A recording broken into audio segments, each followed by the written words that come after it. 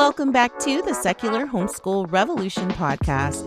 This is a space for progressive secular homeschoolers who are questioning the systems that we were taught and brought up in and are actively reimagining what home education and progressive parenting looks like. I am your host, Ashley. I'm a homeschooling mom of 3. I have a 13-year-old, a 9-year-old, and a 5-year-old. I also have co-founded a really dope homeschooling cooperative that recently expanded to a micro school. So we are taking up space in the world of alternative education. And here we talk about learning and unlearning, power, culture, and what it actually means to raise curious, critical thinkers in a world that's shaped by systems we didn't choose.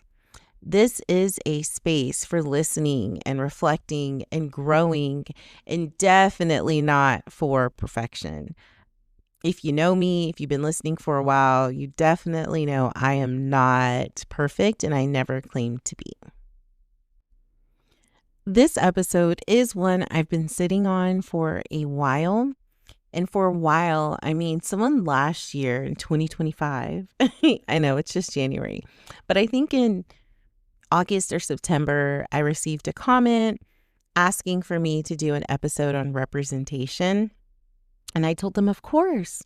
But what happened was when I was sitting down trying to frame out the outline and writing out my points, I just wasn't quite sure how to go there in the way that I wanted to, or I wasn't able to articulate it in a way that I wanted to.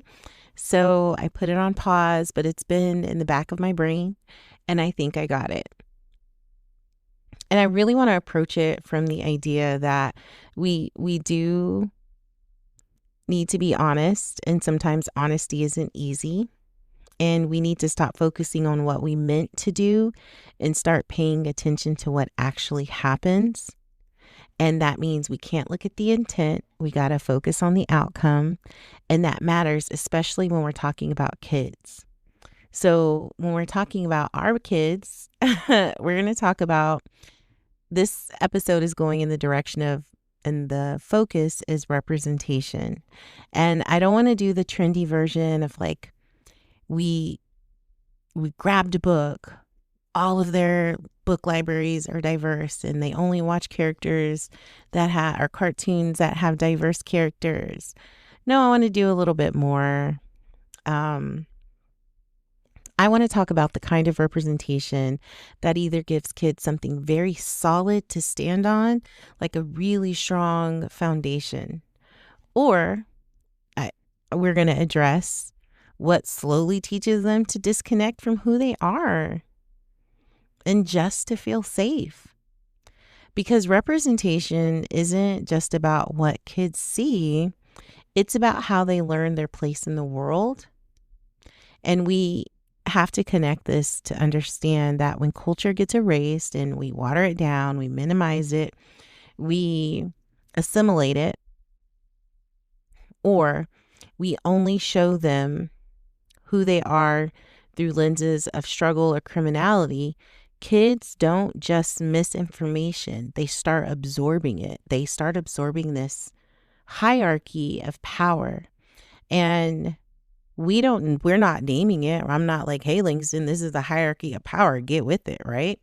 No, those are the patterns that they slowly start absorbing down from when they're little chiquitos. So in these patterns, they start learning whose lives are centered, whose stories are treated like the default, whose existence feels conditional. They learn who gets protected, who gets policed and watched, and they learn which side of the power feels safer to stand on. That right there. Which side of power feels safer to stand on? And this might give you some insight on why we have a Lopez on social media in a red hat who's saying they're pro-ICE. Come get their cousins. This isn't out of pure hate. I think this is solely out of lack of connection to identity, assimilation, and what feels safer to stand on.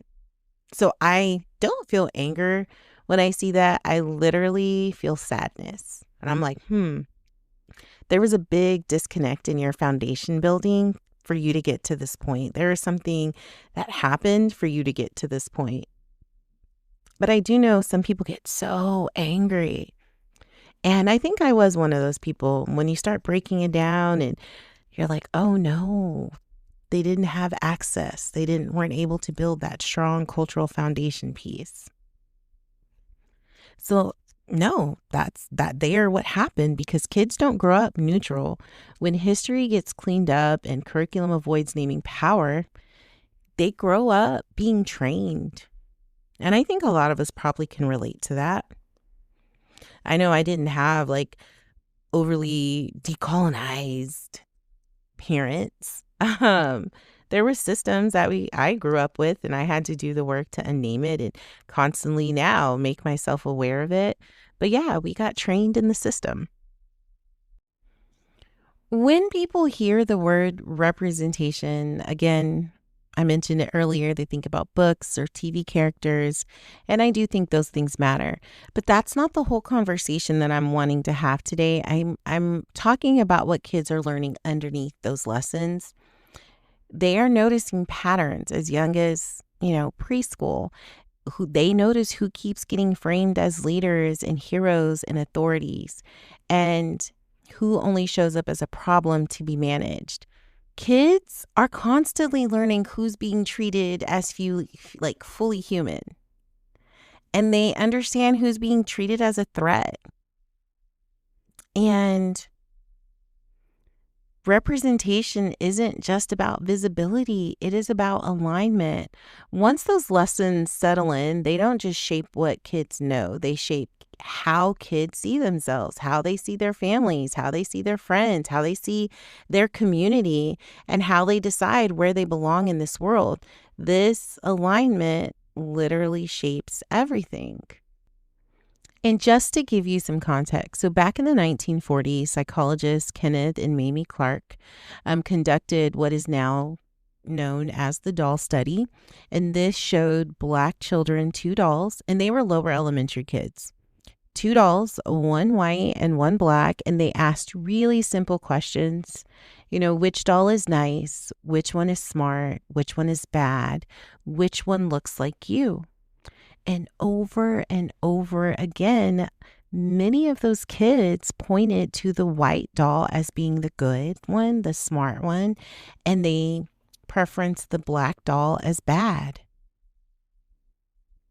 And even when they correctly identified the black doll as the one that looked like them, that didn't happen because those kids were born hating themselves. It happened because they were absorbing the world around them. And for damn sure in the 40s, there were not Black positive books for kids, let alone cartoons or movies. And that's the part people like to skip past. The doll study has been recreated multiple times over the decades in later generations, different settings. And while some things have shifted, the overall core pattern hasn't disappeared. Black and brown kids still show bias. And whiteness still gets associated with goodness and safety and intelligence more than it should. And that tells us something important. This isn't about a book. This isn't about one lesson, one cartoon, one show. It's not even about one generation. It's about the environment kids are growing up in. And that's the work we're doing here, right? If you're listening to this podcast, this is the work. And we have to understand when people say, well, we have diverse books now, y'all, that is simply not enough. The answer is no, I'm not going to accept that, because kids aren't just responding to stories. They're responding to patterns. And again, they see what's happening in real life. So this doll study wasn't just about the toys. It was about identity formation. It showed us that kids internalize a hierarchy at a very early age. And this is, long before they truly have the understanding for the language of racism. And before they can truly understand politics and before they can name what feels off. So when representation stops at something as a character, we're ignoring decades of evidence that kids are constantly learning who matters and where they fall in that order. That's why representation that we're offering our kids, allies, representation that you're offering your kids, has to be layered. It has to be consistent. It is hard, laborious work. It has to give kids real mirrors that say you are worthy of care and protection and complexity.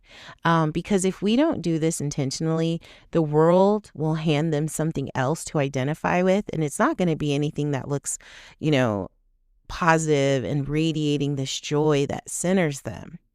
History tells us exactly how that's going to go.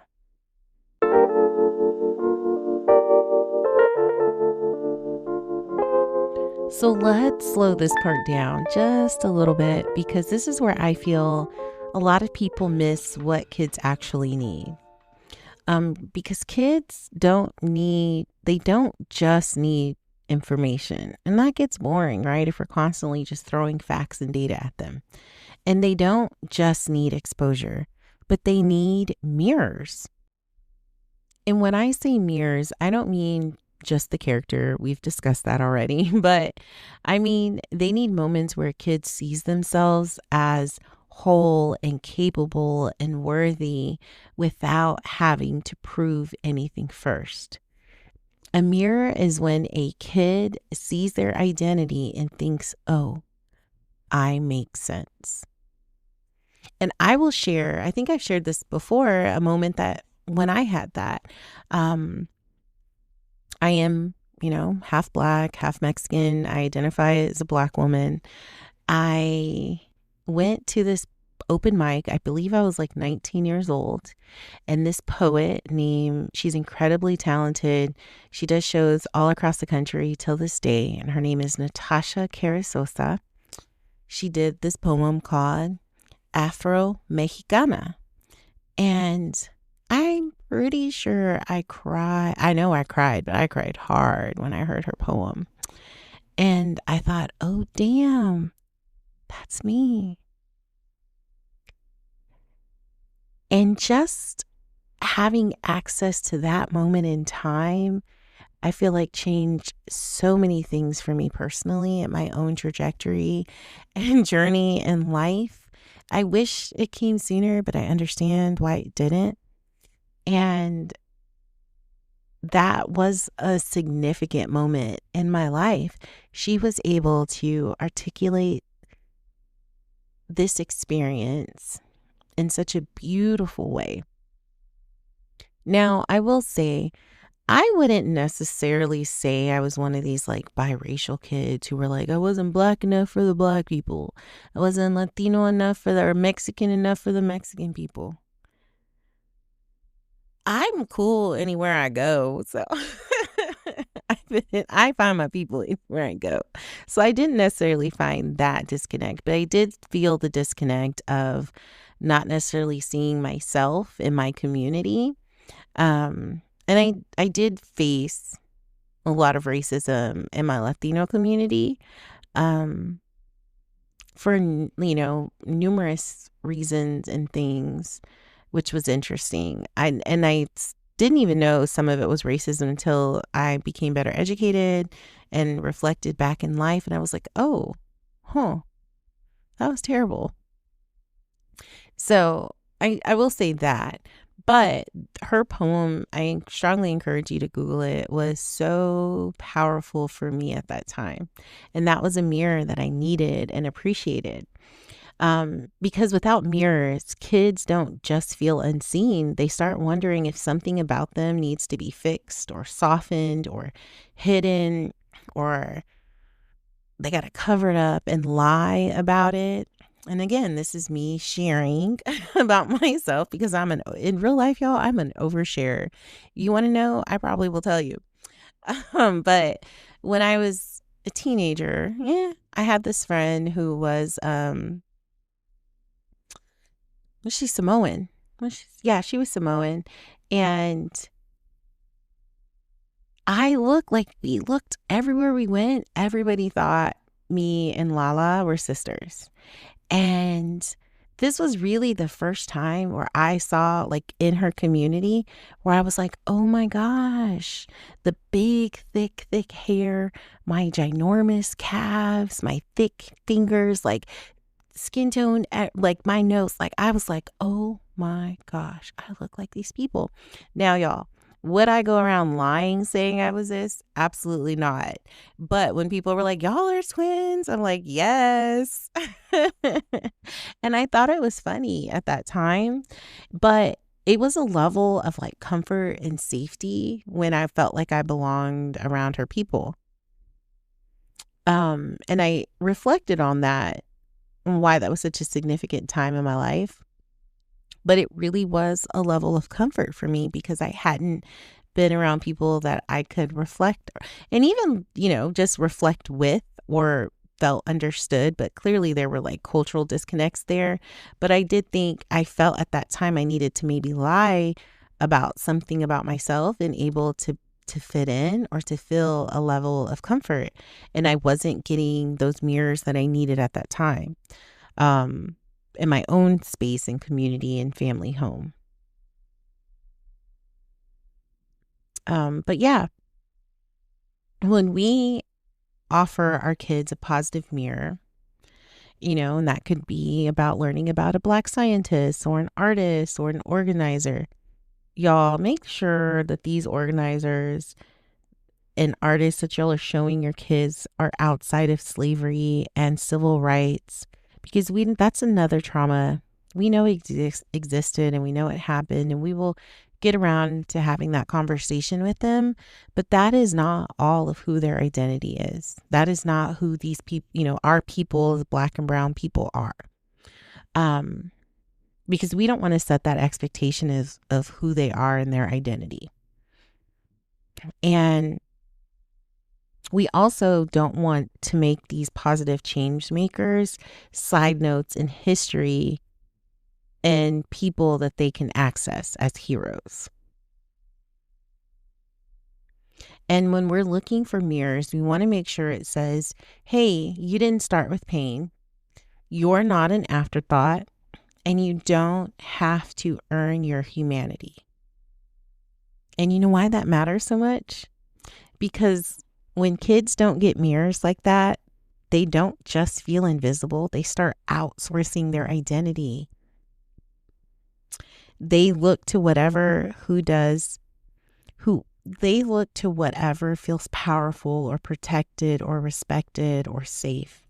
And in this country, a lot of times it leans towards whiteness, authority, and dominance.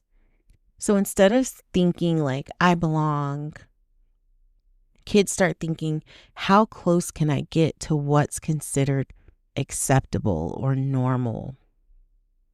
How can I get as close to that power as possible?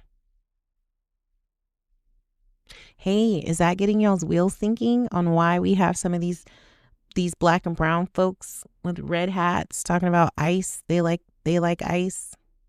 But that's how kids learn to like fragment themselves, to downplay their culture, to correct their parents, especially when it becomes like there's a language barrier there. If they're their parents like translators. And overall, this is when they really start to like, if they don't have these positive mirrors, they really start to distance themselves from their community, and they think they call it growth, or they develop this idea in their head that they're better than where they came from or who they come from. But mirrors interrupt that. Mirrors tell kids that your language isn't a liability, that your culture isn't something you have to grow out of or grow away from. And your people, they didn't just survive. They built, they loved, they resisted, and they imagined futures for you. And this is why we have to make sure that we offer a representation that is intentional and consistent and not occasional. And again, consistency It's the same thing with homeschooling.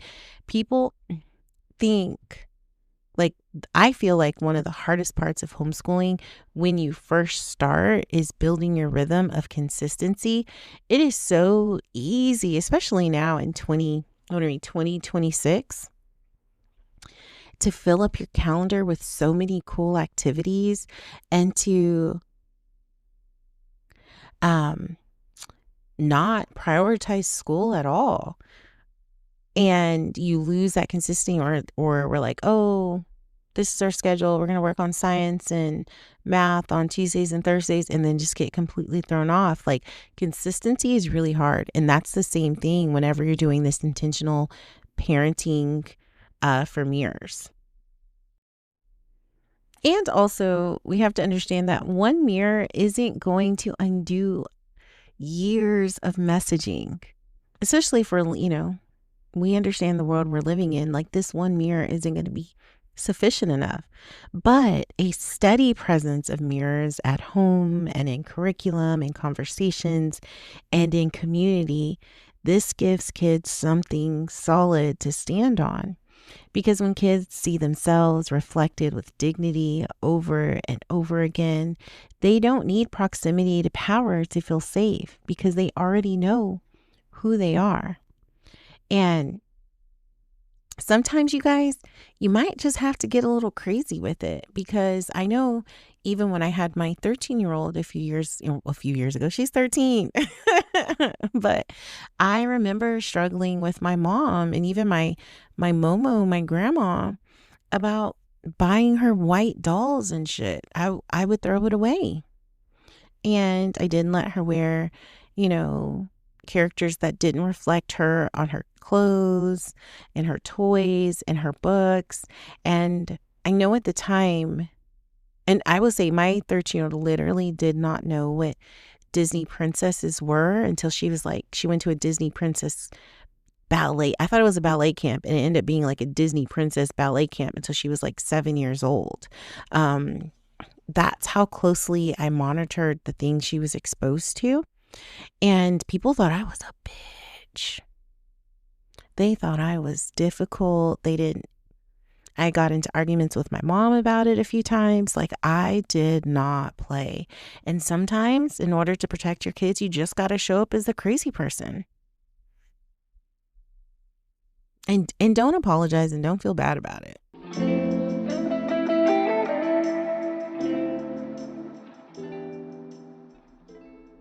Let's talk about internalized racism and how it forms. We do not name it enough and call that shit out enough. Y'all need to, I want to empower y'all to start, when you see somebody having a funky conversation that talking about they hate people from the community they're from, they're voting against their own interests, they're spewing hate against their people, call that shit out and say that is internalized racism. That's what I've been doing. That may not be how you get down, but that's how I've been getting down lately. But internalized racism doesn't happen when a person watches like a conspiracy YouTube video 1, 2, or 3 times. It doesn't happen, or they don't get influenced by like a comment section or a podcast. It happens way, way, way, way, way, way, way before that. It starts to happen when they're kids. And when kids start feeling or sounding out or verbally saying out loud that they're embarrassed to be like their parents or the community they come from, that's a red flag. And when they think blending in feels safer than standing out, that's another red flag that this stuff is happening. Or when quote unquote making it is framed as distancing themselves from where they came from. Or when whiteness is consistently presented as like the ideal choice, or calm or rational and intelligent and trustworthy, while everything else is framed as less than or dangerous or chaotic. I will say that, I don't know, I can name a few people who necessarily in my family who, like, I would say the neighborhood I majority spent my time in was a brown neighborhood that was, um, it would be considered poor, but I will say that they were hardworking people.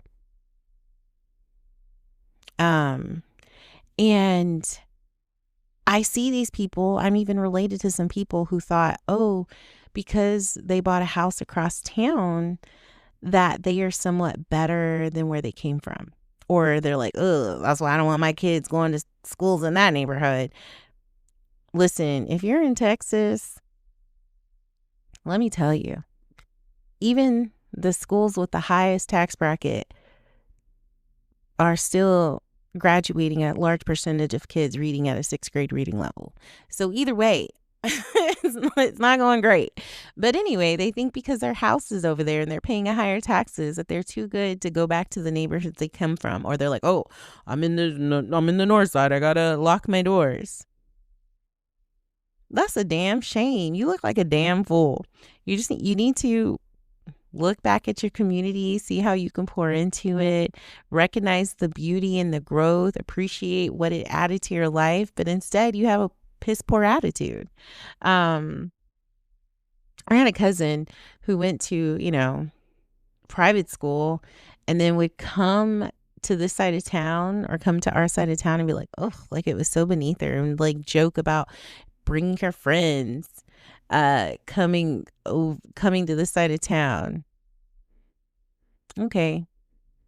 I knew I felt it was ugly then, but I fully understand what it was now.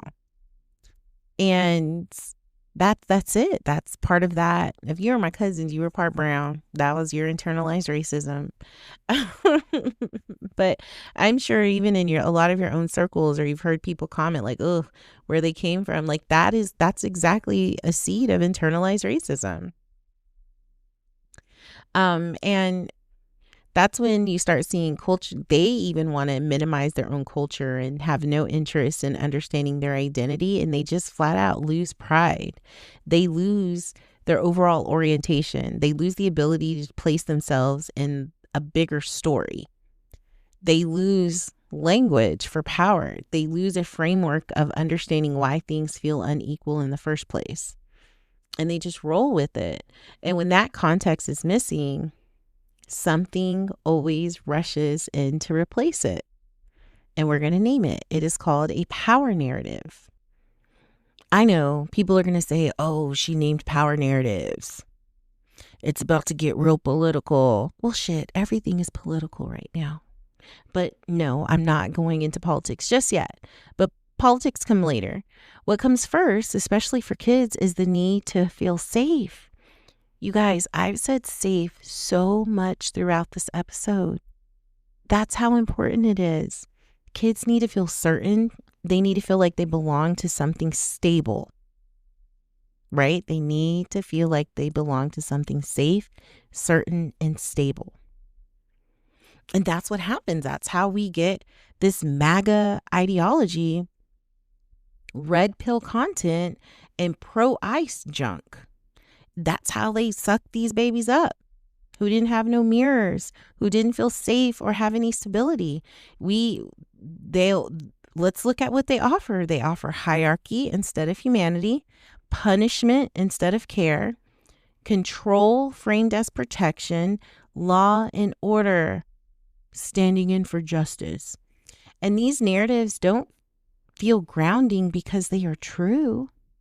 They feel grounding because they offer a proximity to power, a power narrative.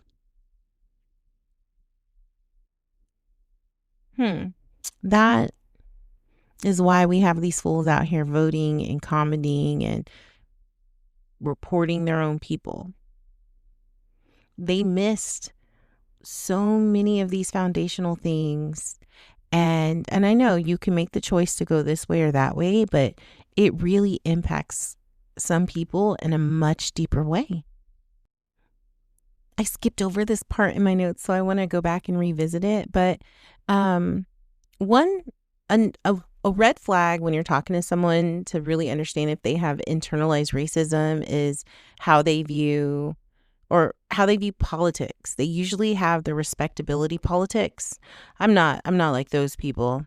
supporting ICE, separating good immigrants from bad ones, right? Or two, they have this idea that assimilation is framed as this level of maturity.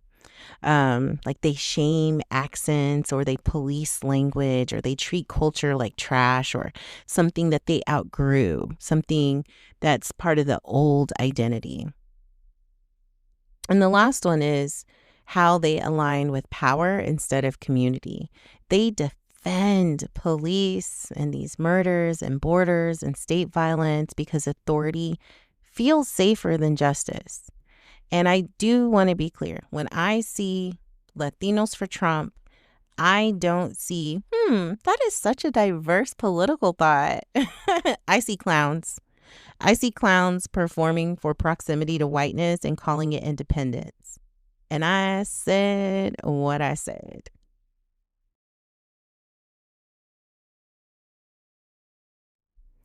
This is why this matters so deeply in homeschooling, especially if you're a secular, progressive homeschooling family. We also have to understand that when we opt out of religion, it does not mean that we have completely opted out of white-centered narratives. And if we avoid naming white supremacy and we skip U.S. imperialism and we treat justice as something that is quote unquote too political, or we limit representation to optics, we are still going to be passing down the same harm. We just aren't including the scripture to it. And we have to understand that representation isn't a decoration or a Taco Tuesday night. It's context, it's protection, it's grounding. And kids who know who they are don't need proximity to whiteness to feel safe.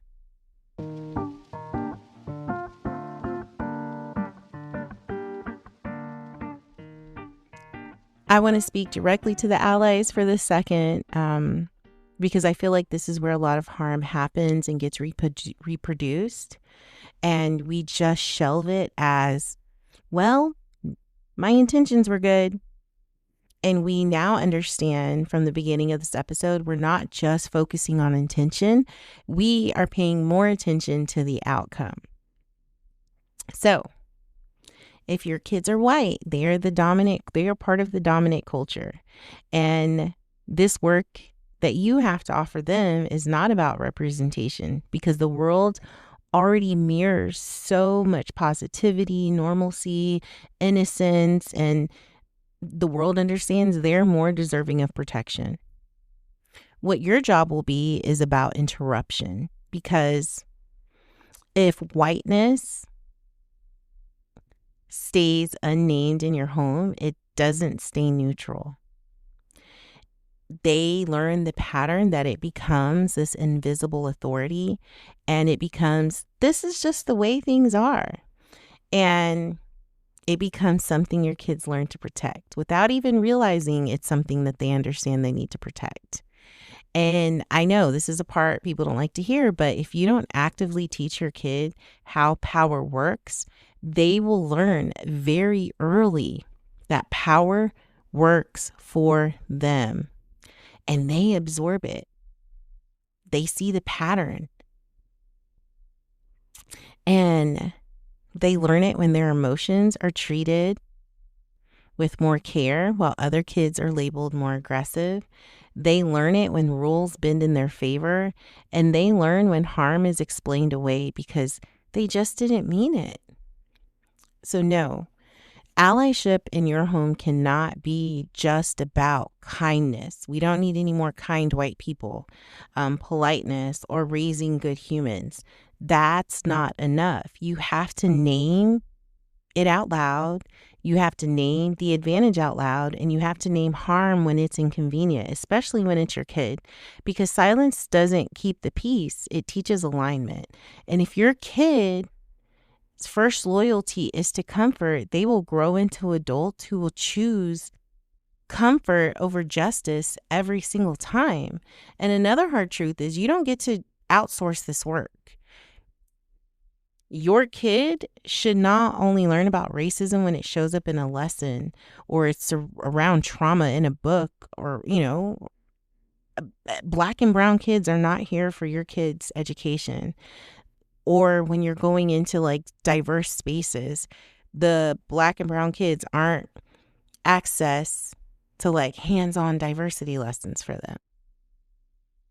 Because when you do that, it's icky, and you start turning people into curriculum instead of seeing them as humans. So your white kids need to see Black and brown joy without tragedy. They need to see authority without whiteness. They need to see resistance without criminalization, and leadership that doesn't just look like them. And they need to see you disrupt whiteness in real time, and not later, not privately, not in whispers, not in a text message, not on Facebook drama, not with disclaimers, but in the moment. And when a joke gets laughed off, when a homeschool space centers whiteness and calls it inclusive, when your kid says something harmful and you feel the urge to protect their feelings instead of using this very uncomfortable moment to grow, that's on you, because allyship collapses under discomfort.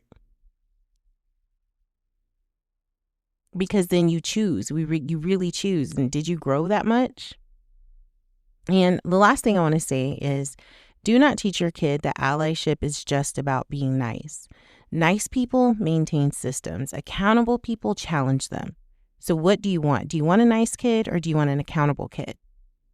Your kid needs to learn how to be corrected without melting down, how to hear that was harmful without making it about intent, how to lose approval and still choose integrity.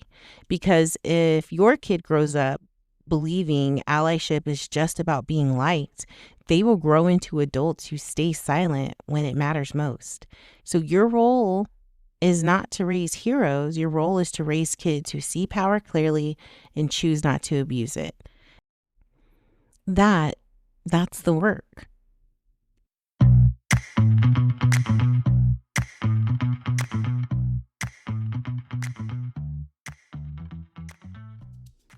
I know that this episode was heavy. It is heavy. That's intentional. I really want you to understand that kids don't wake up one day aligned with harmful systems. They grow into those beliefs through what we teach, what we avoid, and what we normalize. And we also need to understand that representation is not a poster. It is not a month. It is resistance.